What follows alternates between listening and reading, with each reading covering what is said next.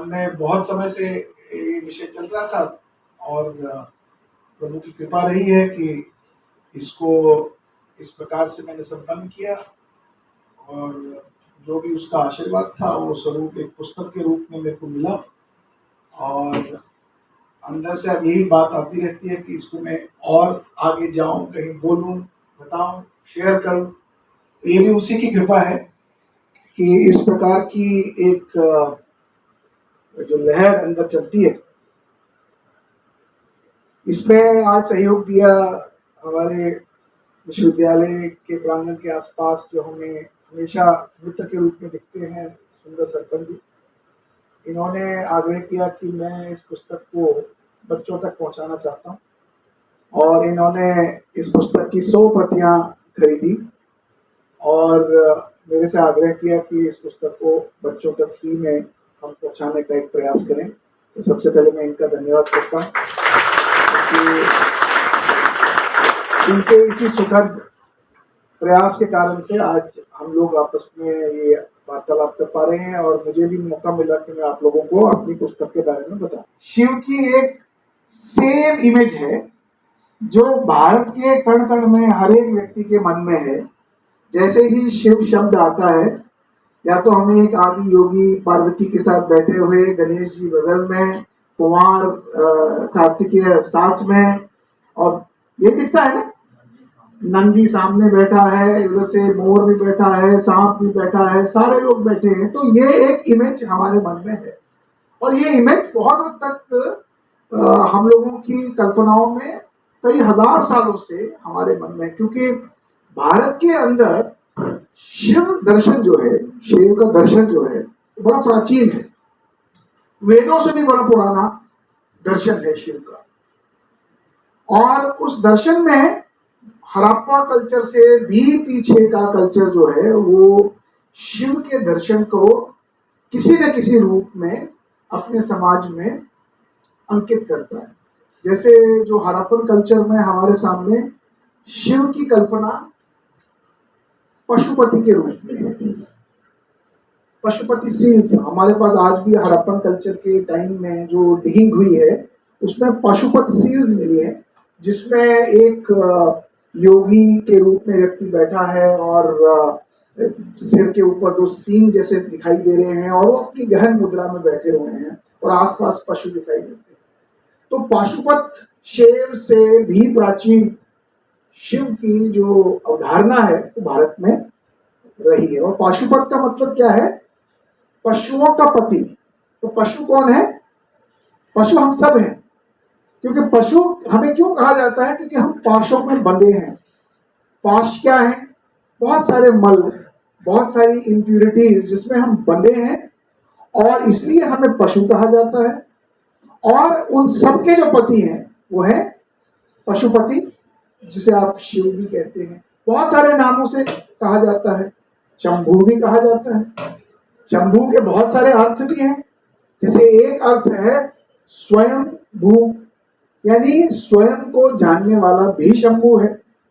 शंकर भी बोलते हैं, शम करने वाला, जो उत्पत्तियां होती हैं उनका शमन करने वाला शंकर भी बोलते हैं।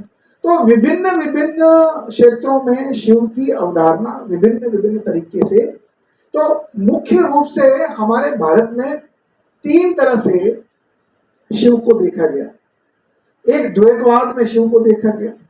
जैसे अभी हम बात कर रहे थे तो मैंने आपसे पूछा शिव क्या है, तो आपने कहा शिव एक योगी है और वो अपनी मेडिटेशन में बैठा हुआ है, यानी मैं भी हूं और शिव भी है। तो इसको द्वैतवाद बोलते हैं, यानी मैं हूं और प्रोफेसर ऋषिपाल भी है।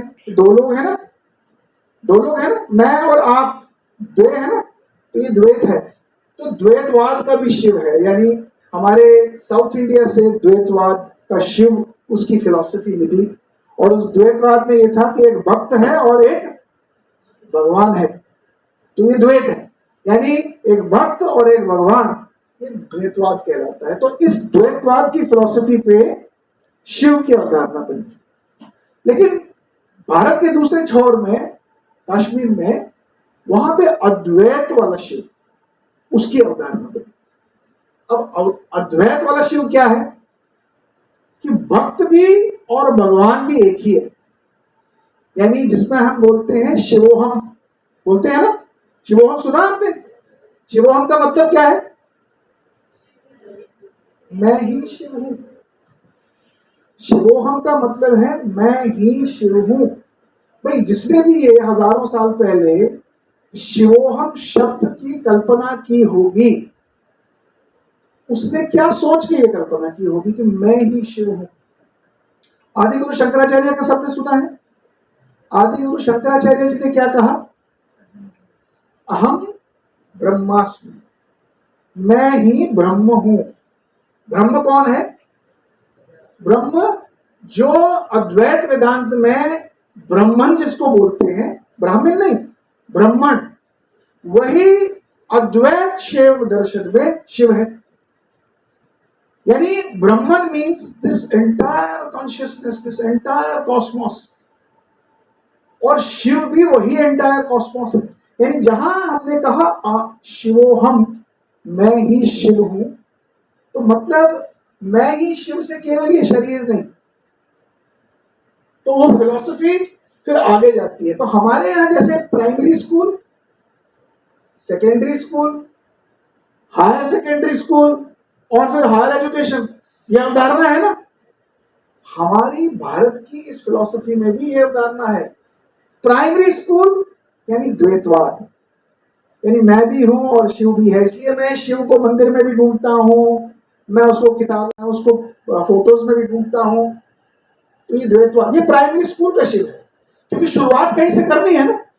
सब लोगों को ब्राह्मण तो दिखेगा नहीं। मैं आपको कहूं ये शिव है तो भाई कहां है जी? तो इसलिए आप पीएचडी करना है तो आपको पहले नर्सरी में जाना पड़ेगा। तो इसलिए द्वैतवाद का शिव, जहां पे मैं और शिव इसकी कल्पना को लेके मैं मंदिर में शिव देखता हूं, पूजा में शिव देखता हूं, यज्ञ में शिव देखता हूं, फोटोज में शिव देखता हूं, अपने जो मैं दिनचर्या का काम करता हूं, जिस प्रकार का मेरा संकल्प रहता है उसमें शिव देखता हूं। तो एक द्वैतवाद वाला शिव है। और जब ये प्राइमरी स्कूल से हम हायर सेकेंडरी की ओर जाते हैं तब हमें समझ में आता है नहीं, शिव केवल यहां नहीं, शिव तो और भी कहीं है। और तब मुझे लगता है कि नहीं नहीं, शिव केवल मूर्ति में नहीं है, शिव सब जगह है। और जब मैं हायर सेकेंडरी से हायर एजुकेशन में पीएचडी में चला जाता हूं तब मैं कहता हूं मैं ही शिव हूं। लेकिन उस जगह पहुंचने में ये कहना कि मैं ही शिव हूं, वहां तक पहुंचने के लिए बड़े सारे मार्ग हैं और बड़े सारे प्रयास करने पड़ते हैं। तो कश्मीर शिविज्म में जिस पुस्तक का मैंने नाम लिया है आई एम शिवा, इसका मतलब है मैं ही शिव हूं। ये फिलॉसफी समझने की आवश्यकता है कि कुछ पहले शिव है कौन। तो कश्मीर शिविज्म में, या जो हमारा अद्वैत सिद्धांत है ब्राह्मण का, इसमें तत्वों के बारे में बात कहा गया। आपको तत्व के बारे में पता है? एलिमेंट्स, जिन एलिमेंट्स से ये प्रकृति बनी, ये पूरा यूनिवर्स, यानी यूनिवर्स मतलब शिव, यूनिवर्स मतलब ब्राह्मण।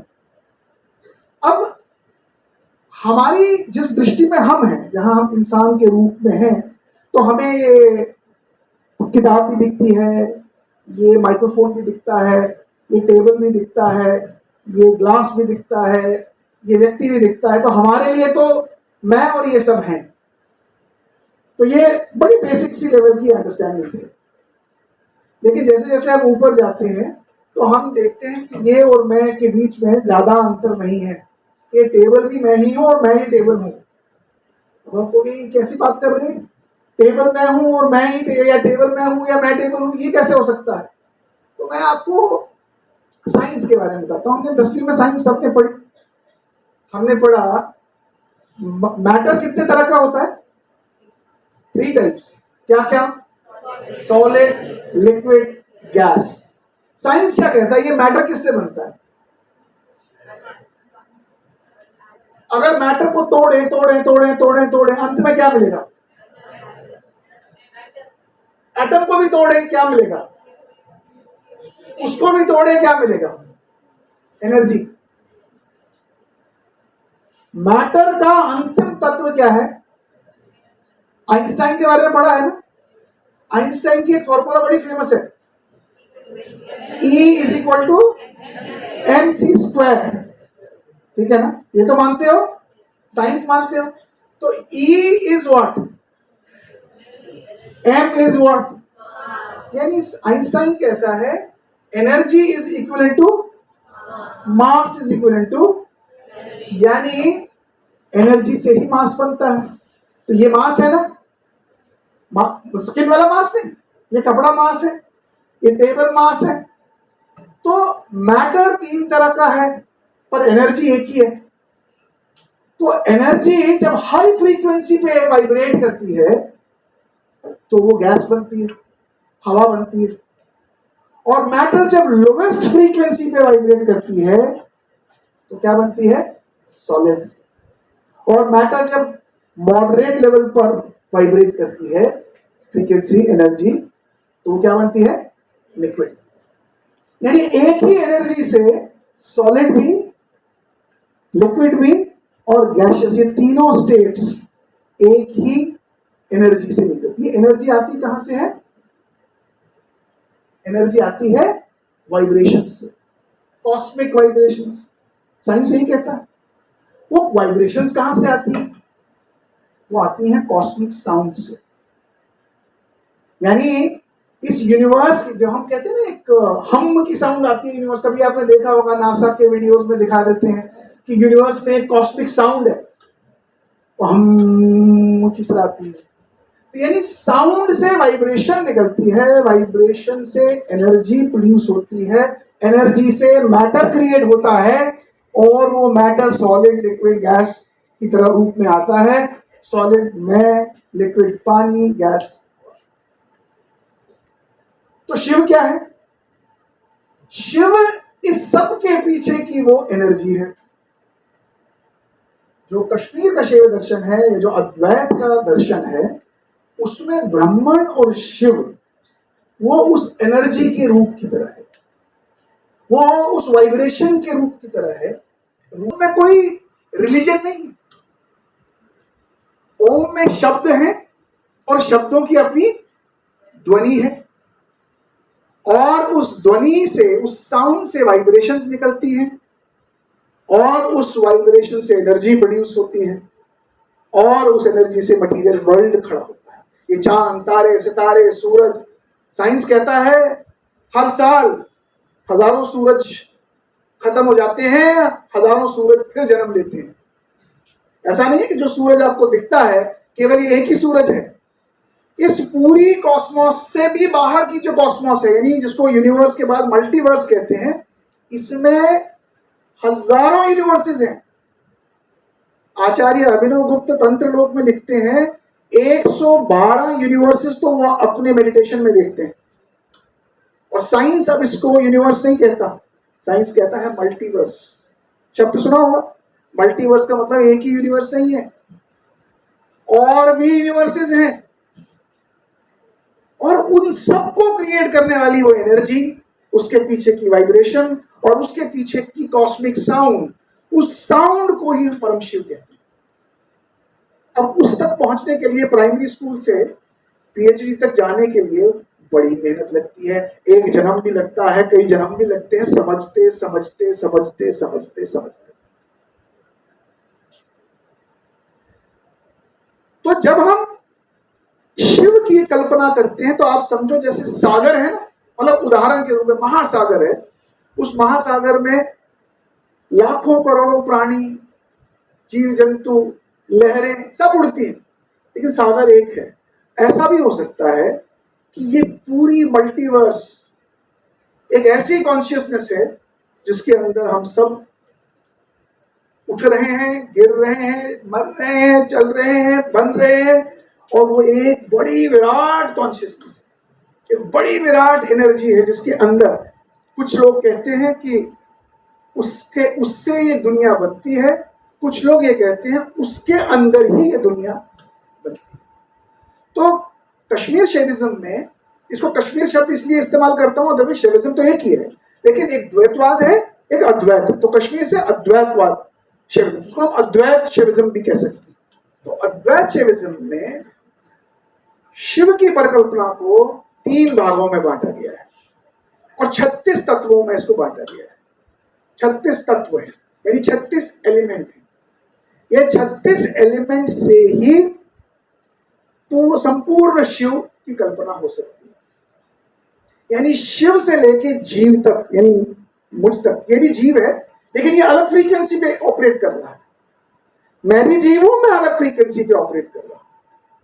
हर एक कण कण इस दुनिया में, इस मल्टी यूनिवर्स में किसी न किसी फ्रीक्वेंसी पे ऑपरेट कर रहा है।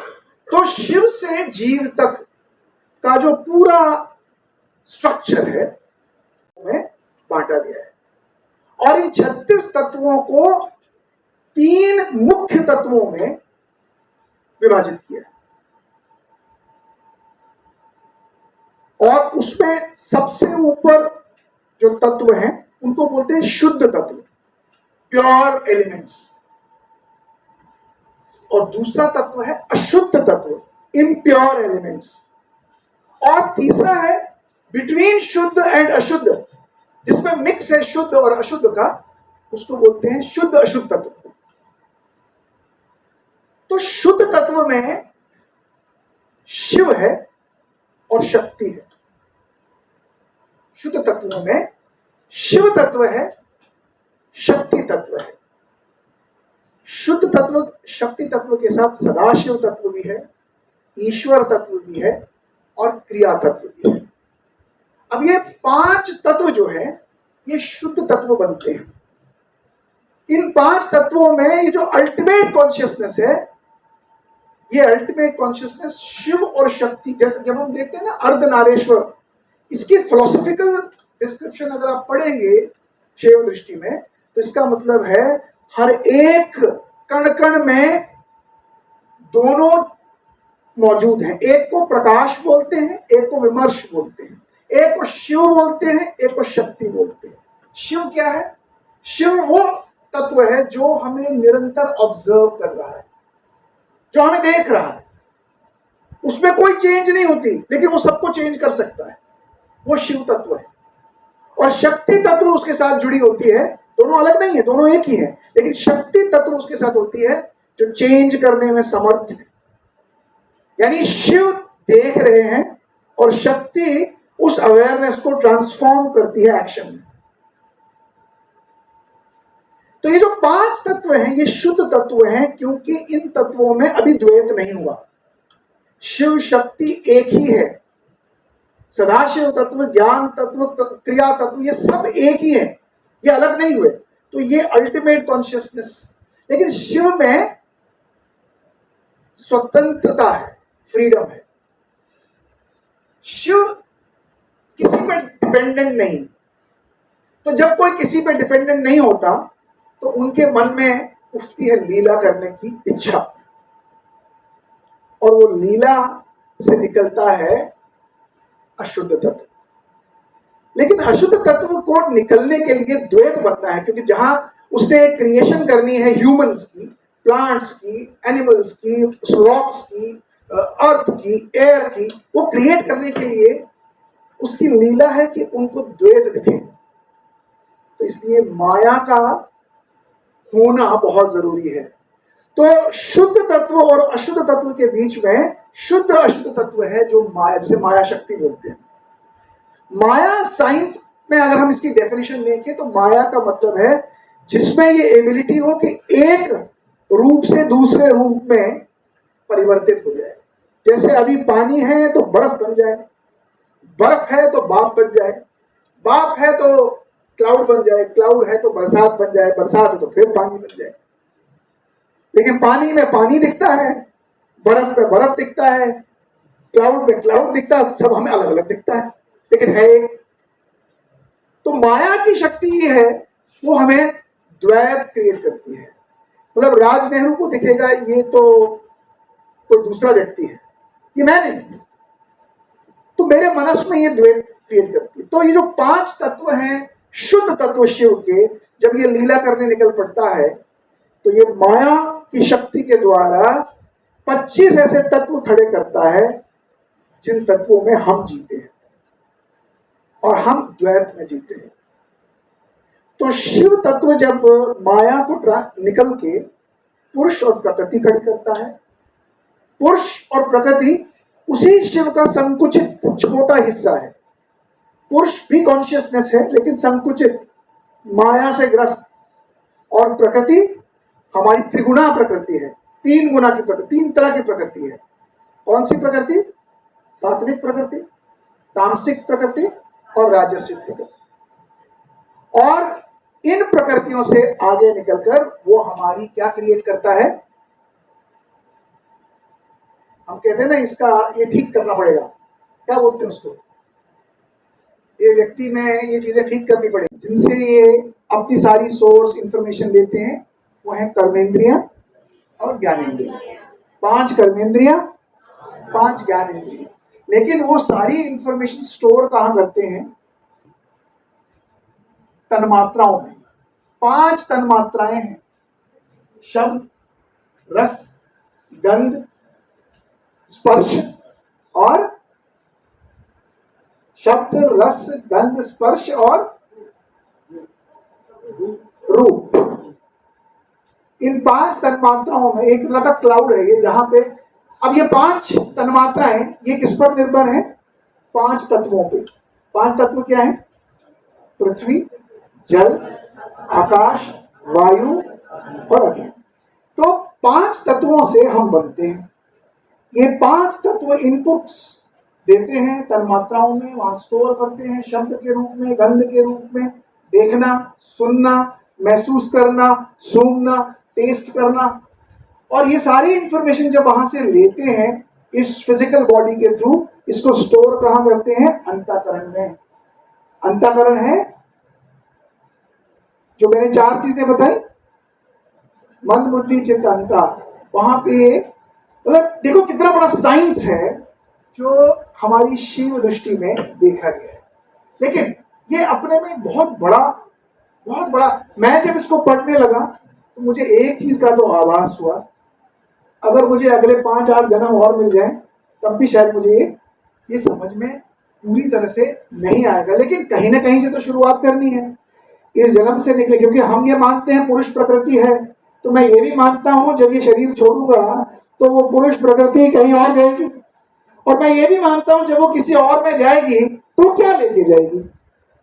तो मेरे जो अंतःकरण में बस गया होगा वही लेके जाएगी। तो इसलिए मुझे वो सारे काम करने की आवश्यकता है कि मेरे अंतःकरण में शुद्धता है, और जब वो किसी दूसरे गर्भ में जाए तो वो और अच्छा और अच्छा और अच्छा। और समय ऐसा है जब अशुद्ध तत्व शुद्ध तत्व से मिल जाए, जब मैं भी बनूं आई एम शिवा। अभी तो सिर्फ मैं ज्ञान कह सकता हूं, मेरे नॉलेज में आ गया है कि आई एम शिवा, लेकिन इसको प्रैक्टिस करने के लिए कहीं जन्म लगेंगे। तो मैं आप लोगों को इसका एक सरल तरीका बताता हूं। सरल तरीका है हमारे लेवल पर। हम नॉर्मली साइकोलॉजी में अपने पूरे इस सिस्टम को 3 शरीरों में बांटते हैं, फिजिकल बॉडी, इमोशनल बॉडी और स्पिरिचुअल बॉडी, एस्ट्रल बॉडी भी बोलते हैं। अब ये 3 तरह के शरीर हैं साइकोलॉजी में, 3 तरह के शरीर मानते हैं। ये तीनों शरीरों का अगर समन्वय बन गया, अगर हार्मनी बन गई, तो समझो हम शिव बन गए। 3 शरीरों का समन्वय, 3 शरीरों की हार्मनी अगर बन जाए तो हम शिव बन सकते हैं। लेकिन 3 शरीरों में अंतर समझना बहुत जरूरी है। हमारा पूरा जीवन और कई जीवन एक ही शरीर में निकल जाता है, वो है फिजिकल बॉडी। और फिजिकल बॉडी में भी क्या निकलता है? बिना अवेयरनेस। नाउ शिव है कॉन्शियसनेस, कॉन्शियसनेस है अवेयरनेस। अवेयरनेस का मतलब है आपको कितनी अवेयरनेस, कितनी नॉलेज, कितनी एबिलिटी, एग्जिस्टेंस की नहीं, एग्जिस्टेंस के पीछे, क्योंकि शिव एग्जिस्टेंस के भी पीछे है। तो अगर आप एग्जिस्टेंस से पीछे जाना चाहते हो तो आपको अपनी अवेयरनेस एक्सपैंड करनी है ना। लेकिन उस एक्सपेंशन के लिए पहले अपनी फिजिकल बॉडी को समझना बहुत जरूरी है। अब जब मैं कहता हूं फिजिकल बॉडी को समझना, मैं जब चलता हूं तो क्या मुझे मालूम है मैं चल रहा हूं? बहुत लोगों को यही नहीं पता होता जब वो बोल रहे हैं वो क्या बोल रहे हैं। बहुत लोगों को यही नहीं पता होता जब वो खा रहे हैं क्या खा रहे हैं। बहुत लोगों को यही नहीं पता होता कि वो जब कुछ लिख रहे हैं तो क्या लिख रहे हैं। यानी हम फिजिकल एक्टिविटी तो करते हैं। आप कभी ध्यान दो, सवेरे उठते हो, बाथरूम जाते हो, मुंह हाथ धोते हो, ब्रश करते हो। कितने लोग ब्रश करते समय केवल दांत का सोच रहे हैं। जस्ट इमेजिन, हम ब्रश तो कर रहे हैं, दांतों का चल रहे हैं। खाना खाने बैठते हैं, खाना तो खा रहे हैं, लेकिन टेंशन है यार, लोन की इंस्टॉलमेंट जानी है इस महीने, अभी तक तनख्वाह नहीं आई। मैंने उसको प्रपोज किया था, अभी तक रिस्पॉन्स नहीं आया। खाना खा रहे हो, लेकिन ये बड़ी इंटरेस्टिंग चीज है। हमारा जीवन, हमें यही नहीं पता हम चल रहे हैं, दायां पैर उठ रहा है कि बायां पैर उठ रहा है, हमें यही नहीं पता। ये अवेयरनेस है, फिजिकल बॉडी की अवेयरनेस पहला गुणात्मक एक्शन है ट्रांसफॉर्मेशन का। क्योंकि अगर आप अपने बारे में ही अवेयर ना हो तो आप अपनी दूसरी बॉडी और तीसरी बॉडी के बीच में हार्मनी क्रिएट ही नहीं कर सकते। तो इसलिए ये बहुत जरूरी है कि इस हार्मनी को क्रिएट करने के लिए पहले हम अपनी फिजिकल बॉडी के बारे में जानें। जब आप हाथ उठाते हैं आपको पता लगेगा, जब आप अवेयर होना शुरू हो जाते हैं तो आप समझोगे कि ये हाथ और मैं दोनों में फर्क है। इस हाथ को उठाने के पीछे जो व्यक्ति है वो ये हाथ नहीं है, वो मैं हूं। आपको अपने होने का एहसास होना शुरू हो जाएगा जब आपकी फिजिकल बॉडी की अवेयरनेस बढ़ना शुरू हो जाएगी। तो शिव का बेसिक प्राइमरी स्कूल है अपनी फिजिकल बॉडी की अवेयरनेस को बढ़ाना। मैं क्या कर रहा हूं, मैं क्या बोल रहा हूं, कैसा बोल रहा हूं, क्या लिख रहा हूं, क्या जब चलता हूं, जब लिखता हूं, जब बोलता हूं, जो करता हूं, मैं उसके बारे में अवेयर हूं कि नहीं। और जब आप इसके बारे में अवेयर हो जाते हैं तब आप दूसरी बॉडी में प्रवेश करना शुरू करते हैं, और वो है आपकी इमोशनल बॉडी। यानी अब आपको समझ में आता है कि जब आप क्रोध करते हैं तो क्रोध सबसे पहले बाहर नहीं होता, बाहर की बॉडी तो उसको एक्सप्रेस करती है। क्रोध पहले कहां होता है? सूक्ष्म शरीर में। क्रोध पहले दूसरी बॉडी में होता है, और दूसरी बॉडी में होके ही फिर वो पहली बॉडी से एक्सप्रेस किया जाता है। मुझे कैसे पता लगेगा आप क्रोधित हो मेरे से या आप मेरे से खुश हो? जब आप या तो चिल्लाओगे मेरे पे या मुझे अच्छा बोलोगे, तभी तो पता लगेगा।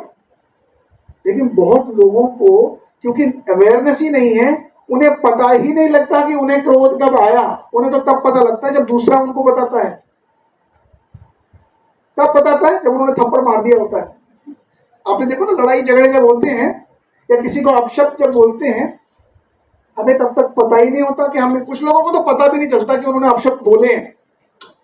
किसी को मारा है, मारने के बाद भी अवेयर नहीं होते। लेकिन ये जो समन्वय है फिजिकल बॉडी का आपकी इमोशनल बॉडी के साथ, मुझे गुस्सा कब आता है, मुझे खुशी कब मिलती है, मुझे आनंद कब मिलता है, मुझे स्ट्रेस कब होता है, ये सेकंड बॉडी का काम है। लेकिन अगर फर्स्ट बॉडी फिजिकल बॉडी के बारे में अवेयरनेस नहीं हो तो सेकंड बॉडी के बारे में अवेयरनेस हो ही नहीं सकती। लेकिन जब सेकंड बॉडी के बारे में अवेयरनेस होती है तो व्यक्ति क्या करता है, मुझे गुस्सा करना है लेकिन अब मैं अवेयर हूं, अब मैं गुस्सा नहीं करूंगा, मैं हंसता रहूंगा। मुझे गुस्सा तो आ रहा है इन पे, बाहर से मैं हंस रहा हूं लेकिन अंदर से बहुत गुस्सा है। तो हम क्या करते हैं, जब अवेयरनेस बढ़ती है अब हम गुस्से को दबा देते हैं। लेकिन ये भी तरीका ठीक नहीं है, क्योंकि आप गुस्सा दबाओगे तो किसी और रूप में निकलेगा।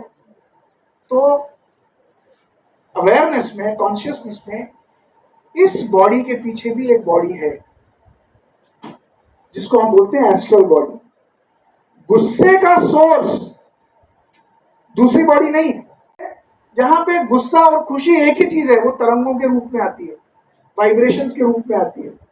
लेकिन यहां क्या है, वो तरंगे, जैसे आपके पास सेल है, आप चाहो तो बैटरी में लगा दो और लाइट आ जाएगी, आप चाहो तो बॉम्ब में लगा दो तो ब्लास्ट हो जाएगा। सेल की एनर्जी एक ही है, लेकिन आप उसका प्रयोग कहां करते हैं ये अवेयरनेस पे डिपेंड करता है। तो मेरी इस पुस्तक में मैंने इसी अवेयरनेस के बारे में लिखा है कि जैसे जैसे आपकी अवेयरनेस बढ़ेगी, आपकी निकटता जो अल्टीमेट कॉन्शियसनेस है, जो शिव है, आपकी निकटता शिव से बनेगी। और एक समय ऐसा आएगा जब आप इस पूरी मटीरियलिटी से एकदम ऊपर हो। आपके लिए खुशी, गम, सुख, दुख, अच्छा बुरा है नहीं है, सब बराबर है।